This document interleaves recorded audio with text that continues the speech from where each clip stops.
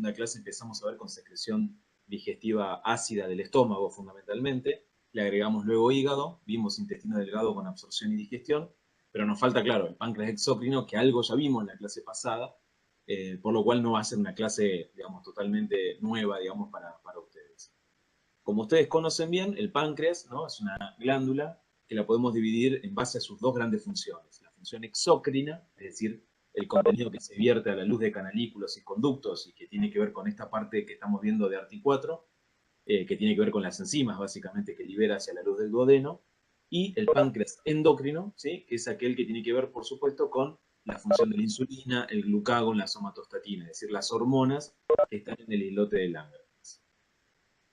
Como ustedes saben, ¿sí?, cuando el estómago, ¿sí?, comienza a vaciarse, como ustedes ven acá, ¿sí?, en ese mismo momento, ¿sí?, el páncreas está virtiendo todo su contenido hacia la luz del duodeno, ¿sí? Ese contenido exócrino es lo que nosotros llamamos jugo pancreático, ¿sí? Y todos sabemos justamente que el jugo pancreático, que puede llegar a ser entre 1 litro y litro y medio aproximadamente en el día, eso va a depender de las condiciones de estimulación, una de las características es un líquido extremadamente alcalino, ¿sí? Supera claramente, ampliamente al plasma, tiene un pH habitualmente de 8, el jugo pancreático, y de alguna manera al llegar al duodeno va apagando, ¿sí?, ese fuego ácido que provenía desde aquí, desde el estómago, trayendo aquí. Una cosita que dijimos, pero no está mal siempre repasar, es que ¿se acuerdan que el hígado, ¿no?, tiene dos conductos hepáticos llamados derecho e izquierdo, cada uno procedente de un lóbulo derecho e izquierdo del hígado? Se transforman en un conducto hepático común, y ese conducto hepático común se va a unir con el conducto cístico, que es el conducto de la vesícula biliar, ¿sí? Entre ambos, el conducto cístico y el hepático formaban el colédoco. Y el colédoco, como ustedes ven acá, tiene una porción supraduodenal, una porción retroduodenal y luego ingresa a la segunda porción del duodeno, ¿sí? Ese sector en la segunda porción del duodeno donde está ingresando coincide con la desembocadura, ¿sí?, del conducto principal del páncreas, que se llama conducto de Wirsung, ¿sí? Ese lugar es la ampolla de Vater, La ampolla de Vater es el lugar donde coinciden el producto de excreción de la bilis con el producto de excreción del páncreas, ¿sí? Es la ampolla de Vater. ¿Dónde queda eso? Obviamente en la segunda porción del duodeno, Eso es lo que no me tengo que olvidar. Entonces ven acá la confluencia. La bilis, por un lado, el ácido del estómago por otro, y el jugo pancreático, con lo cual estos tres grandes jugos, que entre los tres en máxima expresión podrían llegar a tener casi 5 litros al día, para darse una idea, van a terminar de digerir la mayor parte de los componentes del bolo alimenticio inicial para poder absorber las partículas más pequeñas. El páncreas, ¿sí?, en totalidad como glándula, se divide en una cabeza, ¿sí?, que obviamente es la porción que hacia la derecha va a tener el duodeno, ¿sí?, o dicho al revés, el duodeno tiene hacia la izquierda la cabeza del páncreas, tiene un cuello o istmo, ¿sí?, pequeño, luego tiene todo el cuerpo del páncreas y finalmente la cola, ¿sí? La cola apunta hacia el vaso, ¿sí?, hacia la región esplénica, hacia la izquierda. Como ustedes ven acá, disecado en este dibujo, está el conducto principal o de Wilson. Y ven que el conducto de Wilson, a él desembocan numerosos conductos pancreáticos y menores, procedentes del lobulillo pancreático o, como vamos a ver ahora, sinopancreático, ¿sí?, que es el que produce el jugo pancreático, ¿sí? Este gran conducto principal va a desembocar, como ven acá, con el colédoco en la ampolla de Vater, ¿sí? ¿Cuáles son anatómicamente las relaciones anteriores que tiene el páncreas en general, ¿sí? Por un lado va a tener el colon transverso, que acá no está dibujado, ¿sí? O sea, acá lo hemos disecado, pero estaría acá adelante, el colon transverso, ¿sí? Está el estómago, como ustedes ven acá, ¿sí? Y una partecita del omento menor o bolsa menor. Hacia atrás, ¿sí?, el páncreas hacia atrás, va a tener de interno a externo la vena cava inferior, que acá la vemos bien, ¿sí?, los vasos renales, ¿sí?, la aorta, que acá se ve bien, ¿sí?, los vasos mesentéricos superiores, ¿sí?, ahí tiene la glándula suprarrenal, ¿sí?, arriba de, obviamente, ambos riñones, ¿sí?, y el riñón fundamentalmente el izquierdo, ¿está bien? Porque es el que obviamente más tiene relación con el páncreas.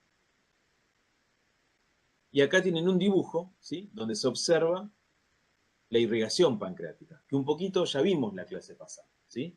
Para explicar irrigación pancreática teníamos que repasar que esta es el tronco celíaco, en la primera rama, ¿sí?, de la aorta abdominal, estaba formada por la arteria esplénica, arteria coronaria izquierda o gástrica izquierda, como ustedes quieren llamarla, y la hepática, que se va para este lado. A partir de estas ramas, fundamentalmente la hepática y la esplénica, vamos a tener toda la irrigación del páncreas, ¿sí? Entonces ahí tienen marcado con uno el tronco celíaco, ¿sí? Ahí tienen la aorta abdominal, obviamente, donde sale el tronco celíaco. La arteria esplénica es el número 3. La que está acá abajo, ¿sí? Es la segunda rama de la aorta abdominal, ¿sí? Que es la arteria mesentérica superior, ¿sí? Perdón. Y ahí en azul, perdón, que me fui acá, ¿no? Aquí en azul, obviamente, estaría la vena porta. Entonces, lo que les quería mostrar es esto, ¿no? La irrigación de la cabeza del páncreas es diferente, obviamente, al resto del cuerpo, ¿sí? Entonces, ¿cómo estaba dada? ¿Qué vimos en la clase pasada? La cabeza del páncreas, ¿sí? Va a estar irrigada por las arterias pancreático-duodenales superiores e inferiores, ¿está bien? Que son rama de la gastro, a ver si se ve bien acá, vamos a ver el dibujito. Van a estar irrigadas entonces por pancreático-duodenales superiores e inferiores, ¿sí? Que son ramas básicamente de esta, de la hepática, ¿no? La hepática da la gastroduodenal y la gastroduodenal va a ser la que se va a encargar de dar las pancreáticos superiores, ¿sí? Perdón. Y acá, la mesentérica superior, ¿sí? Va a dar las pancreático-duodenales inferiores. Entonces, yo tengo que la cabeza del páncreas tiene una irrigación dada por las pancreático-duodenales superiores, que son ramas de esta que es la gastroduodenal, que a su vez es rama de esta que es la hepática. ¿Sí? Como un trabalengua, pero es así. Y la hepática, por supuesto, es rama del tronco celíaco. ¿Sí? Y la gastroduodenal, perdón, la pancreático-duodenal inferior procede de la arteria mesentérica superior. ¿Sí? De la arteria mesentérica superior. Luego, acá lo que están viendo es el cuerpo del páncreas, ¿sí? Y la mayor parte, ¿sí? El páncreas está irrigado por arteria pancreática superior e inferior, ¿está bien? Pero que ya no son ramas de las anteriores como vimos, ¿sí? Sino que estas van a ser ramas fundamentalmente de la arteria esplénica, en su gran mayoría, y una pequeña porción de la mesentérica superior. Entonces, todo el páncreas está irrigado por ramas de la arteria hepática y de la arteria esplénica, ¿sí? Eso es lo que no me puedo olvidar. Y una partecita inferior de la cabeza fundamentalmente por la arteria mesentérica superior.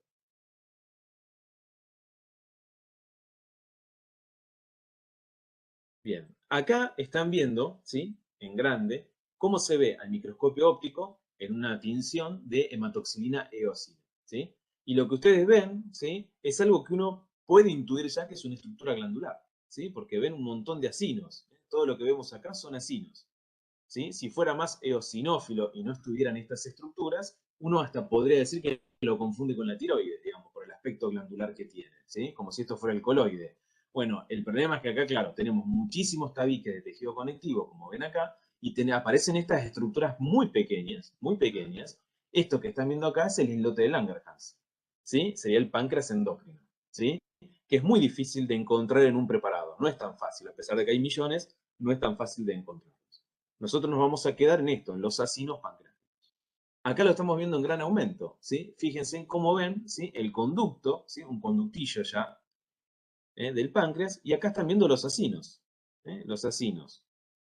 Estas células que ustedes ven acá, que rodean al acino, son las células que van a formar las enzimas pancreáticas, ¿sí? Mientras que estas que ustedes ven acá, en los conductillos, son las que se van a encargar de la secreción de bicarbonato.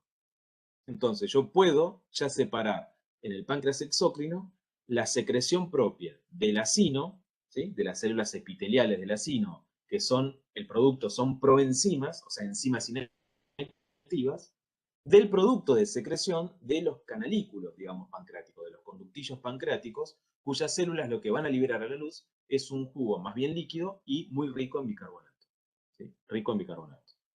Entonces, como ven acá, el páncreas está dividido en lóbulos, ¿sí? Cada uno drena a través de un conducto intralobular, ¿sí? Y todo esto obviamente va a drenar después, como dijimos, al conducto pancreático general, ¿sí? ¿Qué es lo que es, digamos, ahora vamos a lo específico, ¿no? Digamos.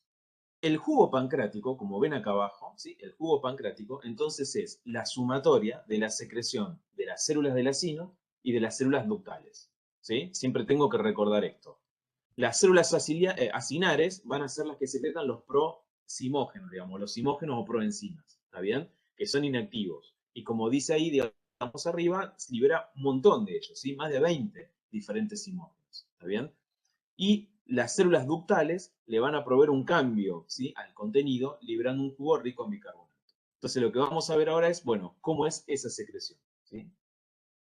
El páncreas exócrino, ¿sí?, así como el páncreas endocrino para la insulina también le pasa esto, el páncreas exócrino tiene dos tipos de secreción, digamos, ¿sí?, que son una secreción monofásica, monofásica, es decir, una primera liberación abundante, ¿sí?, en pico, que algunos autores dicen que está relacionada con un péptido llamado péptido liberador de gastrina, ¿sí? En las siglas son GRP, que sería como una especie de estímulo muy potente, inicial para la liberación general de la mayor parte de las enzimas, ¿sí?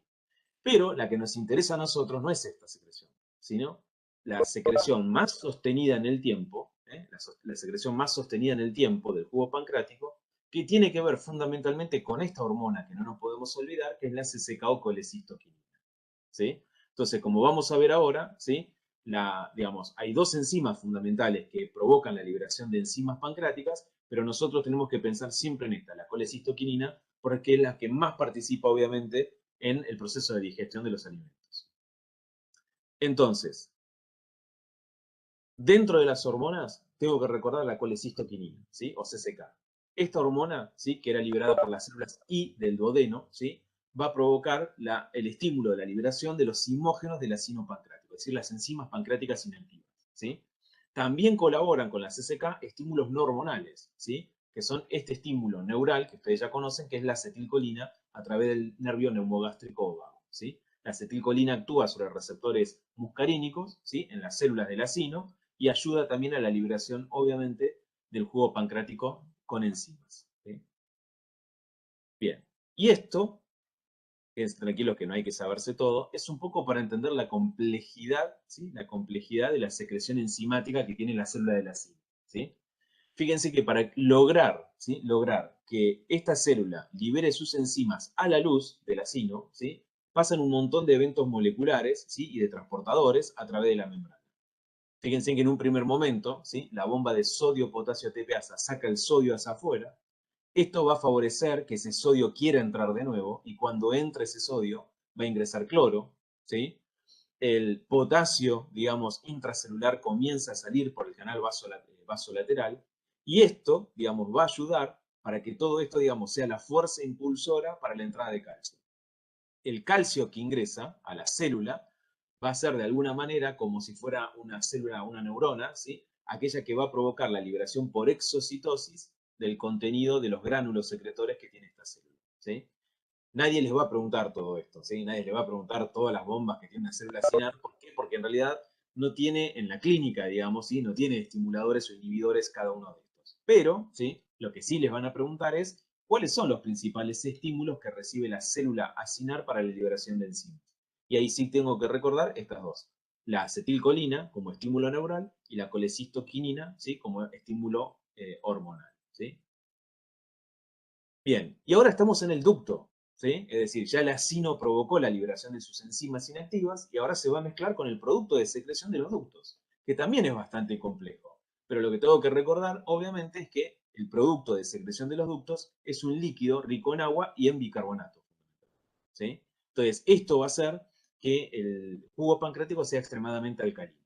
Ahora, si a uno le preguntan cuáles son los principales estímulos para la secreción de esta secreción de bicarbonato en los ductos pancreáticos, también es la acetilcolina, pero acá la hormona principal no es la colecistoquina, sino que es la secretina, ¿sí? La secretina, que no sé si recuerdan en la clase pasada, vimos, era una hormona, fue la primera de las hormonas que se había sintetizado, ¿sí? Y la secretina se llama así justamente porque promueve, estimula la secreción de la mayor parte de las secreciones que tenemos en el tubo digestivo, menos de la del ácido, ¿sí? ¿Y qué hace en el páncreas? La secretina estimula la secreción de bicarbonato en el ducto pancreático. Eso es lo que tengo que recordar acá, ¿sí? Es el más potente estimulador de la secreción de bicarbonato del páncreas, ¿sí? Bien. Perdón. Y obviamente, como les dije, la acetilcolina también estimula la secreción de bicarbonato. Entonces, yo tengo acá el acino, ¿sí?, los acinos que confluyen en este ducto, ¿eh? Los acinos que liberaban enzimas. ¿sí? Pero no enzimas activas, sino zimógenos o proenzimas. ¿Quiénes estimulan a estas células para la liberación de enzimas? La acetilcolina como estímulo neural y la colecistoquinina como estímulo hormonal, ¿sí? A su vez, ¿quién estimulaba la liberación de colecistoquinina? Eran las células I del duodeno, especialmente con las comidas ricas en grasas, ¿sí? Entonces, cuando tengo una comida rica en grasas y algunos con componentes aminoacídicos también, eso provoca la liberación de colecistoquinina que viaja por sangre y al llegar al páncreas estimula la liberación de enzimas. Obviamente, muchas de las enzimas que libera el páncreas van a estar destinadas a ¿qué? A romper los enlaces entre los aminoácidos y a romper, obviamente, la estructura del triacilglicérido, que es el principal componente lipídico que tenemos en la dieta. Y esa composición, digamos, del jugo pancreático, ¿sí? Rica, digamos, en enzimas, se va a acoplar a la secreción de estos ductos, que era rica en bicarbonato. ¿Quién estimula la secreción de bicarbonato? Un estímulo hormonal, que es la secretina, y un estímulo neural, que es la acetilcolina. ¿Cuáles son las funciones del bicarbonato, digamos, de este jugo pancreático? Bueno, obviamente neutralizar el ácido clorhídrico del estómago, que va entrando de a poquito hacia el duodeno, ¿sí? Va a permitir que las enzimas digestivas también funcionen adecuadamente, va a ayudar a facilitar que las micelas puedan solubilizar los lípidos, ¿está bien? Y a su vez, digamos, facilita la función de mucosa de las células, ¿eh? O sea que tiene una función protectora el bicarbonato muy, pero muy importante, pero también facilita la acción de las enzimas del propio páncreas. Ustedes conocen, seguramente les habrán hablado, de esta enfermedad que se llama fibrosis quística, ¿sí? Que es mal llamada fibrosis quística del páncreas, ¿no? Pero en realidad es una fibrosis quística que afecta a un montón de canales en un montón de estructuras, no solo del aparato respiratorio y pancreático, sino también salival, etc. ¿Sí? Y justamente, ¿sí? Acá lo que hay en la fibrosis quística es una mutación en un gen que lo que va a alterar es la producción de un canal de cloro, ¿sí? Que es intercambiador y que tenía que ver con esta célula ductal. Entonces, lo que se produce en esta enfermedad es una secreción extremadamente viscosa, ¿está bien? Que suele provocar, obviamente, la obstrucción de estos ductos, de estos conductillos, y que termina provocando muchas veces pancreatitis a repetición. Perdón, obviamente es una enfermedad que es más frecuente en chicos, ¿está bien? Hasta la vida adolescente, ¿sí? Es muy poco frecuente de ver en adultos, aunque ahora con tratamientos pueden verse algunas de estas patologías similares en el adulto, ¿sí? Bien, ¿cuáles son los nombres genéricos de las enzimas del páncreas? ¿Sí? Por un lado teníamos, como vimos la vez pasada, proteasas, ¿sí? Se llaman así genéricamente todas las enzimas del páncreas que van a hidrolizar las proteínas. Teníamos amilasas, que hidrolizaban los hidratos de carbono, ¿sí? Las lipasas y fosfolipasas, que se encargaban de la hidrólisis de los lípidos, y también fíjense que hay nucleáceas, que digamos, se encargan de la digestión de los ácidos nucleicos, ¿sí? Estos son los principales. Este es el nombre genérico, el nombre genérico. Pero, la clase pasada, nosotros vimos que dentro de las enzimas que degradan los hidratos de carbono, la principal es la amilasa pancreática. Así como hay una amilasa salival y hay un componente gástrico, la principal enzima, digamos, desde el punto de vista de digestión de hidratos de carbono que libera el páncreas es la amilasa pancreática, ¿sí? Que va a actuar fundamentalmente, obviamente, sobre el almidón, ¿sí? Sobre el almidón. Cuando tenemos una pancreatitis, ¿sí? La enzima que se solicita para el diagnóstico es la amilasa pancreática, ¿sí? Y esto tengo que saberlo, ¿eh? La amilasa pancreática es una enzima que no es extremadamente específica del páncreas, porque ya vimos que se libera en varios órganos, pero es muy sensible. Es decir, cuando uno tiene una pancreatitis, es la primera enzima que se libera a la sangre, ¿está bien? Y rápidamente, a las 24 o 48 horas, comienza a decrecer, ¿sí? Su valor. Otras enzimas son las nucleasas, ¿sí? Que dijimos digieren los ácidos nucleicos. Y dentro de estas tenemos las ribonucleasas, para todo lo que tengan que ver con el ARN, y las deoxirribonucleasas para el ADN. Y luego tenemos las lipasas, nombre genérico, dentro de las cuales tenemos que recordar la lipasa pancreática, ¿sí? Que se va a encargar de la digestión de los triglicéridos, y que, como les conté la vez pasada, es la segunda enzima que suele solicitarse cuando hay dudas de una pancreatitis.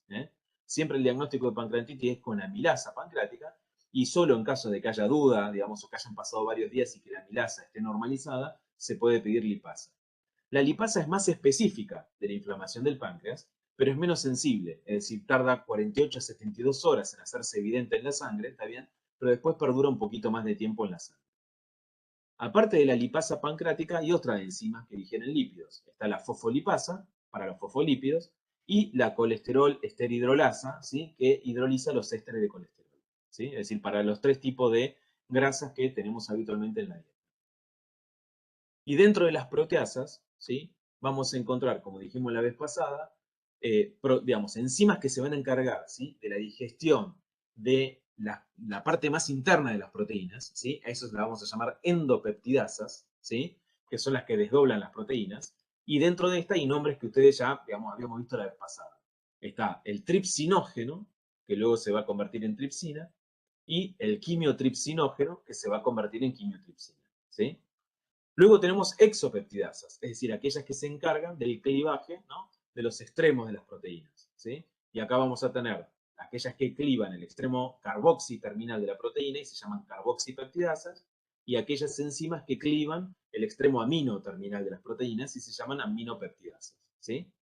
Y fíjense, una cosa muy importante, que la vez pasada solo nombramos pero no dijimos el nombre, también, inteligentemente, el páncreas, ¿sí? Libera una enzima que se llama inhibidor de la tripsina. ¿Por qué hará esto el páncreas? ¿Por qué se le ocurre a ustedes que liberará un inhibidor de la tripsina? Pregunta para ustedes.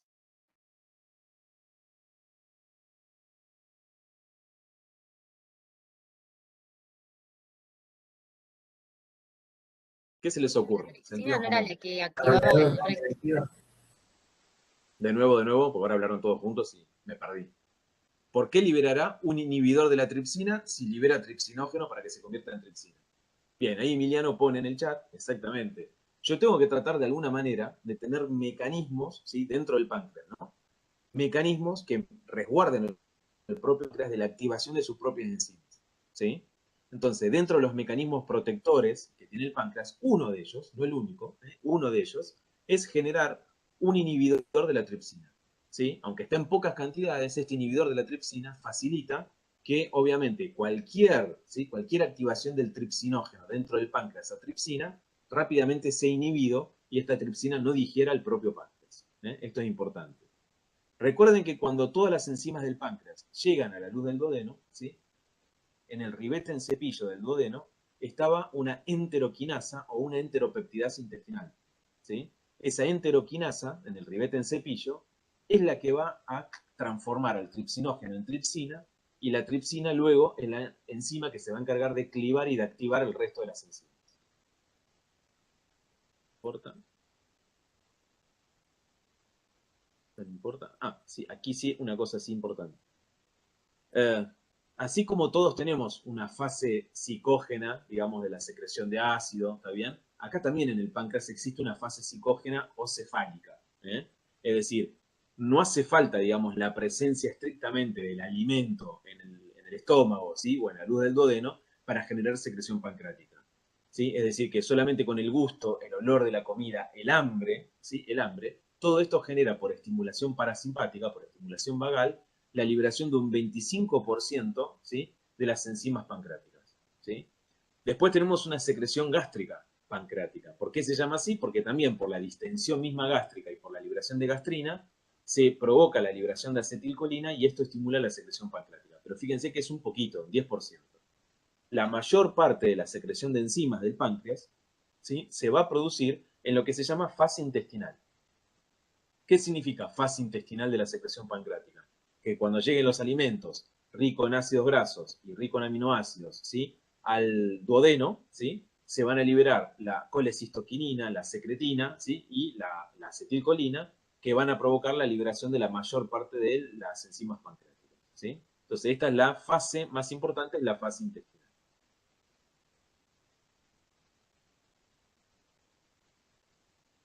Esto no, porque ya lo dijimos. Y acá está lo que estábamos hablando recién.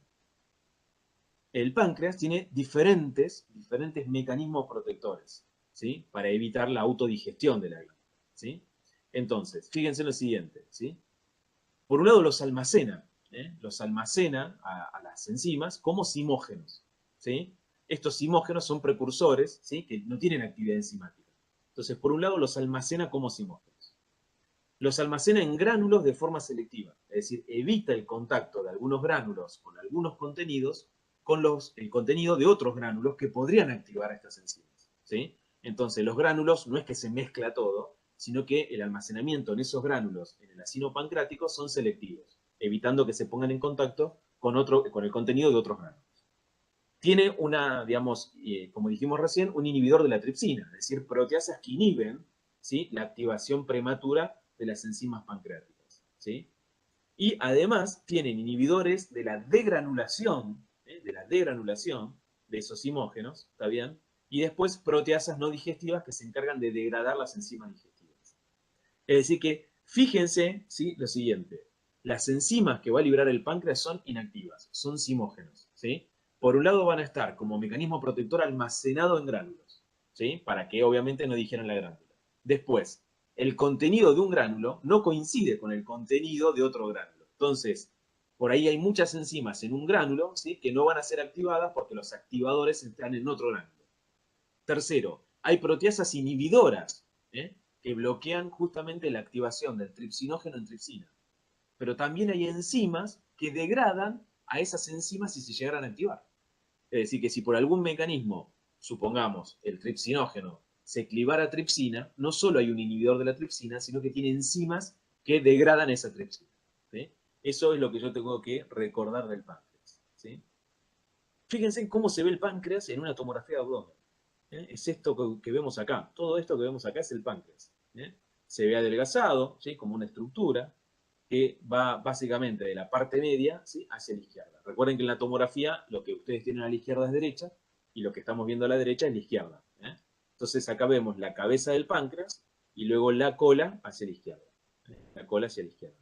Atrás, como vimos en anatomía, ¿qué tiene el páncreas? Acá ven la aorta, ¿sí?, la vena cava, los riñones, ¿sí?, a uno y otro lado. Y hacia adelante encontramos la cámara gástrica, ¿sí?, que es esto que ustedes ven acá. A este paciente se le dio contraste oral, por eso están viendo el contraste adentro del estómago. Esto es, fíjense en lo siguiente, una pancreatitis aguda, ¿sí? La cabeza del páncreas se vuelve edematosa, empiezan a perderse los bordes del páncreas, ¿sí? Esto es un edema difuso del páncreas, mucho más evidente en la cabeza que en la cola, ¿está bien?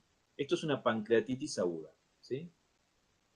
Y a veces las pancreatitis se pueden complicar con esto que ustedes ven acá, ¿sí?, con esto que ven acá, o con esto que ustedes ven acá, perdón, me corro para este lado, con esto que ven acá, ¿sí? Que sí, ahí pregunta alguien si se puede palpar, esto que ven acá a veces se puede recontrapalpar, ¿sí? Porque suelen tener a veces tamaños enormes, como una pelota, ¿sí? Esto que están viendo acá son tumores del páncreas, ¿sí? Y ahora esperen que les voy a mostrar esto. A veces, como yo les dije, ¿se acuerdan que habíamos visto que a veces los cálculos en la vesícula biliar, ¿sí?, por algún mecanismo migran, y terminan desembocando en el colédoco, ¿sí? Y a veces impactan en el colédoco distal muy cerquita a la ampolla de Vater. Esto que están viendo a la izquierda, acá, es el conducto colédoco, ¿sí?, el colédoco, todo esto que ven acá. Y está desembocando en la ampolla de Vater, ¿sí? Y esto que están viendo acá es el Wirsung del páncreas, que está desembocando ahí en la ampolla de Vater. A veces, cuando por acá viaja un cálculo, queda enclavado acá, ¿sí?, en el colédoco distal o en la ampolla de Vater. Eso genera, por retrodifusión, una retropresión, un aumento de la presión retrógrada hacia el páncreas, que termina provocando la activación de las enzimas y a veces es causa de pancreatitis aguda, ¿sí? ¿Cómo puedo hacer para sacar ese cálculo que quedó acá? Con este estudio, ¿sí?, que yo les nombré en la primera clase, que se llama colangiopancreatografía retrógrada endoscópica, ¿sí? La sigla habitualmente que van a ver es esta, CIPR. ¿Es una endoscopía? Sí, es una endoscopía. Acá lo ven. Este es el endoscopio que pusimos por la boca del paciente, ¿sí? Y acabamos de llegar al duodeno. Cuando llegamos al duodeno, ¿qué hacemos? Metemos una canastilla por ahí, ¿sí?, y rompemos la ampolla de Vater y extraemos el cálculo que está ahí. Y eso nos permite drenar la bilis y bajar la presión del Wirsung para que obviamente no haya un peligro de pancreatitis. Acá ven el endoscopio, cómo estamos metiendo acá, ¿sí? Esto que es un stent. A veces cuando hay tumores en la cabeza del páncreas, como esto que ustedes están viendo acá, esos tumores en la cabeza del páncreas comprimen al colédoco. Y al comprimir al colédoco no dejan que la bilis drene al duodeno. ¿Sí? ¿Me van entendiendo? Perdón, no les pregunté esto hoy. ¿Me van entendiendo lo que estoy diciendo? Sí, profe. Sí, Sí, sí. profe. Pero, Ok, pero ok. ¿cómo hace para ingresar al conducto? Así como lo están viendo. El endoscopio, por supuesto, tiene una videocámara, ¿no? Uno está viendo todo esto por dentro, ¿sí? Y cuando llegamos a la segunda porción del duodeno, vemos la carúncula acá, esta entrada de la ampolla de Bata, ¿sí? Y ahí entramos con un catéter, ¿se entiende? Que sale del endoscopio, ¿sí?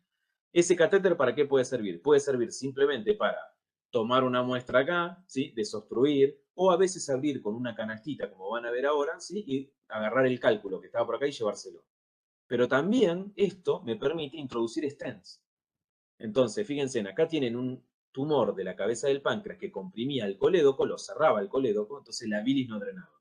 Si no drena la bilis, ¿qué ocurría con esa bilis? Iba a refluir, ¿se acuerdan? En el hígado. Y iba a provocar lo que llamamos un síndrome coledociano, es decir, ictericia, ¿sí? A predominio de la bilirrubina directa, ¿sí?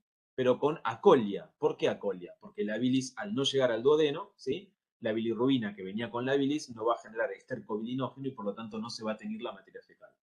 Entonces, ¿qué podemos hacer cuando tenemos un tumor de la cabeza del páncreas que comprime? Bueno, nos metemos con este endoscopio y ponemos un stent, ¿sí? Como si fuera una arteria coronaria. Bueno, ahora tomamos al colédoco como un conducto al cual le podemos poner un stent, ¿sí? ¿Para qué? Para lograr el drenaje de la bilis y que no se infecte.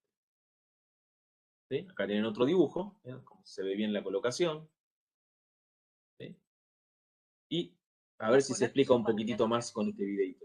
Endoscópica o CPRE es un procedimiento endoscópico utilizado para examinar y tratar un hallazgo específico dentro del conducto pancreático o del árbol o conducto biliar. Este procedimiento ayuda a su médico a tomar decisiones cruciales con respecto a su salud. La CPRE es un procedimiento terapéutico que se realiza en pacientes que presentan síntomas, hallazgos anormales en la tomografía computarizada, resonancia magnética, ecografía o radiografía, y resultados anormales en los análisis de laboratorio. La CPRE se utiliza especialmente para obtener tejido, extraer cálculos y drenar las acumulaciones de líquido cuando se presentan síntomas. En el árbol biliar, la CPRE se utiliza con frecuencia para extraer cálculos de los conductos biliares y para derivar obstrucciones que pueden ser benignas o malignas. La CPRE también se utiliza para tratar estenosis, infecciones como la colangitis, fugas después de cirugías como la extirpación de la vesícula y para obtener muestras de tejido para biopsia o citología. Se utilizará una pieza bucal para proteger tanto sus dientes como el endoscopio. El endoscopio de la CPRE se introduce en la boca, pasa a través del esófago, hacia el interior del estómago y el duodeno. Se insufla aire para distender el duodeno y permitir la visualización. Una vez que el endoscopio está en el duodeno, se localiza la papila mayor, también conocida como ampolla de Vater. Es importante señalar que las secreciones tanto del páncreas como del conducto biliar drenan conjuntamente en el duodeno a través de la papila mayor. Un cable guía y un catéter se insertan a través de la abertura de la papila para obtener acceso al conducto pancreático o biliar, dependiendo de dónde se encuentre la enfermedad. Mediante fluoroscopía, que es una combinación de una máquina de rayos X, un cable guía y medio de contraste que se inyecta a través del catéter, se coloca una cánula en el conducto deseado para que el médico identifique el problema y proporcione tratamiento. Si se identifica un cálculo en el páncreas o en el árbol biliar, se puede extraer cortando el músculo esfínter dentro de la papila mayor. Esto se denomina esfínterotomía. El cálculo se extrae empujándolo hacia fuera del conducto y hacia el intestino delgado mediante un globo que barre y limpia el conducto. Luego se elimina de forma segura en las heces. Si se observa bloqueo o tejido extraño, puede obtenerse una muestra, la cual se envía al laboratorio para su análisis. Cuando hay acumulación de líquido, cálculos o estenosis en el conducto pancreático, puede introducirse un stent plástico para derivar la obstrucción o para drenar el líquido. Una vez que se deriva la obstrucción, puede restablecerse el flujo normal. En el conducto biliar, si un tumor causa la obstrucción y requiere drenaje, se puede utilizar un stent de metal, si la enfermedad es maligna, o un stent de plástico si se desconoce si la obstrucción es benigna o maligna, para derivar la obstrucción y restablecer el flujo hacia el duodeno. La CPRE es más invasiva que los procedimientos endoscópicos de rutina y conlleva riesgos de complicaciones. Por ejemplo, pancreatitis aguda en aproximadamente 5 a 15% de los casos, dependiendo de la indicación. Si se produce pancreatitis, por lo general se requiere hospitalización por pocos días. Otras complicaciones menos frecuentes, especialmente si se realizó esfinterotomía, incluyen hemorragia, infección, perforación y posibilidad de muerte. La CPRE es un procedimiento endoscópico avanzado que debe ser realizado por médicos bien entrenados y experimentados. ¿Se vio? ¿Se escuchó? ¿Se quedó claro? Profe, una consulta.